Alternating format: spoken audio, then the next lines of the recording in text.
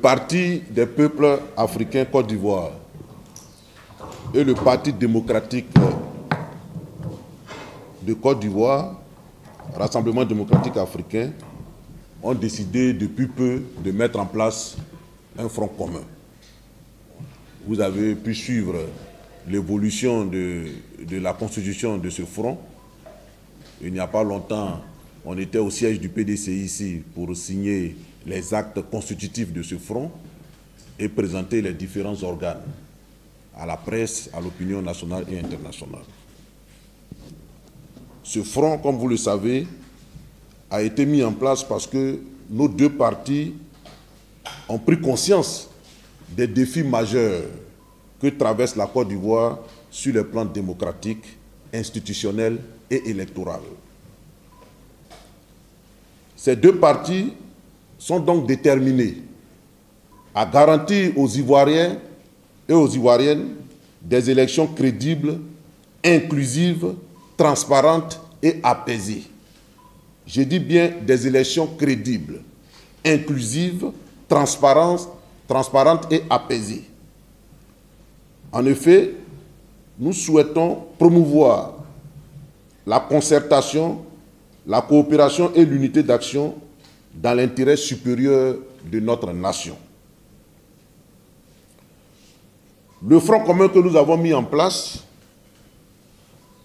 a donc pour objet de coordonner les efforts conjoints du Parti des peuples africains et ceux du PDCI-RDA en vue de déterminer et de mettre en œuvre les actions communes autour des enjeux suivants.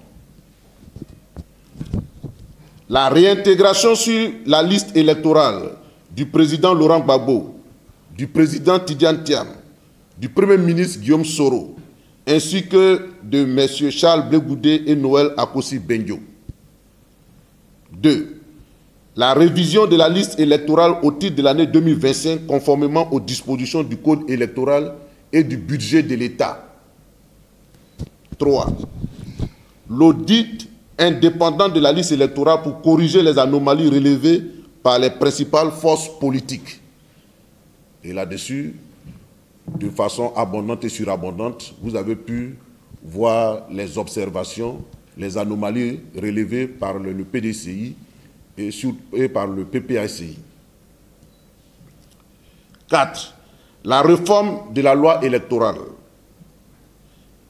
et de la commission électorale indépendante en vue de renforcer son indépendance et garantir une proclamation sécurisée et transparente des élections. Bureau de vote par bureau de vote, évidemment. L'ouverture urgente d'un dialogue inclusif associant les partis politiques et la société civile en vue de créer les conditions d'un scrutin apaisé. Donc, face aux différents problèmes que nous avons soulevés tout à l'heure, effectivement, depuis pratiquement près de 3 ans, nos partis respectifs ne cessent d'inviter le gouvernement au dialogue. Le gouvernement a ouvert le dialogue. Parce que nous estimons que les questions électorales sont des questions extrêmement importantes qui nécessitent que la classe sociale dans son ensemble puisse s'asseoir et puis trouver un minimum de consensus pouvant garantir des élections apaisées. Parce que dire qu'on veut des élections apaisées, ce n'est pas par la force qu'on impose l'apaisement. C'est par le dialogue, c'est par le consensus, c'est par la rencontre des uns et des autres afin de prendre en compte au minimum les préoccupations des uns et des autres. Malheureusement, ce dialogue n'a pas cours. Malheureusement, depuis que nous demandons un cadre propice au dialogue, c'est un mur de refus, un mur de mépris que le gouvernement nous oppose. Nous sommes à pratiquement 2 mois et demi des élections. Nous sommes à pratiquement 2 mois et demi des élections qui engagent la vie de la nation. Et nous ne pouvons pas laisser le processus être conduit comme il est actuellement. quelle serait la crédibilité des élections sans des partis comme le PDCI, RDA et le Parti des peuples africains? Quelle sera la crédibilité de l'élection sans le président Laurent Gbagbo, le président Tidiane Thiam, le premier ministre Guillaume Soro? Voilà. On ne peut pas exclure cette opinion-là dans le débat politique. On ne peut pas marginaliser le PDCI, marginaliser le PPACI et croire que ces élections-là seront des élections apaisées, seront des élections démocratiques, seront des élections transparentes.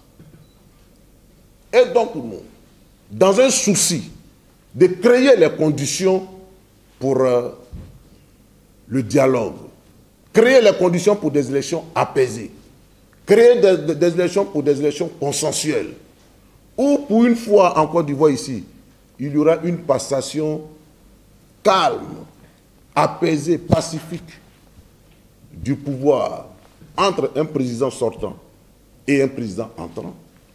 Nous avons décidé de nous donner les moyens de créer les conditions de ces élections apaisées. C'est pourquoi le Front commun, le PDCI RDA et le Parti des peuples africains, le Front commun, dis-je, a décidé d'organiser une grande marche nationale le samedi 2 août, dès 8 heures.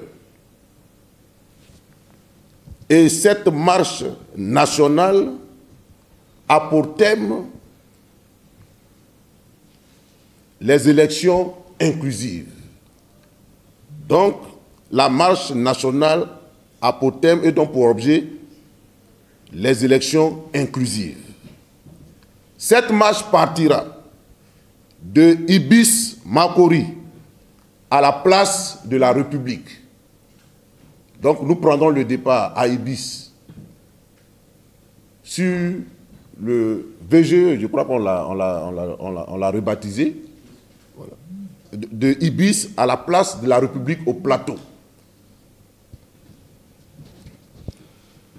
C'est une marche nationale et donc nous attendons tous les Ivoiriens, tous ceux qui sont épris de paix, tous ceux qui sont épris de démocratie, tous ceux qui sont épris de réconciliation nationale, tous ceux qui aiment la Côte d'Ivoire, à venir participer à cette marche. Tous les démocrates ivoiriens donc sont invités dès ce 2 août à partir de 7 heures au rassemblement à la place Ibis. Cette marche, évidemment, comme je l'ai dit, a aussi pour objet de faire en sorte que l'état de droit soit respecté, que la constitution ivoirienne soit respectée. Et c'est pourquoi l'un des points aussi importants de cette marche, c'est notre refus que nous avons toujours assumé du 4e mandat du président Alassane Ouattara. Parce que faire un 4e mandat, c'est piétiner, c'est déchirer notre loi fondamentale qui est le creuset de l'unité nationale et de notre volonté de vivre ensemble. Donc, mesdames et messieurs les journalistes, chers camarades démocrates, militants et militantes du PDCI RDA, du PPACI, sympathisants et sympathisantes du PDCI RDA, du PPACI, démocrates de tous bords, c'est le temps de nous engager résolument pour la Côte d'Ivoire. C'est le temps de faire en sorte de créer ensemble les conditions d'une élection transparente, démocratique et sans effusion de sang. Nous voulons, avant d'aborder le chapitre des questions, demander à la communauté internationale, aux amis de la Côte d'Ivoire, à ceux qui ont été toujours à nos côtés, de bien comprendre le message que nous voulons lancer à travers cette marche et de prendre toutes les dispositions afin de faire en sorte que le gouvernement ouvre les discussions pour que nous ayons des élections apaisées, pour que nous ayons des élections transparentes, comme le gouvernement lui-même ne cesse de le proclamer de façon abondante. Merci. Que Dieu bénisse la Côte d'Ivoire. Et rendez-vous est pris pour le 2 août, dès 8 h, sur le Valéry jusqu'à Destin. Je vous remercie.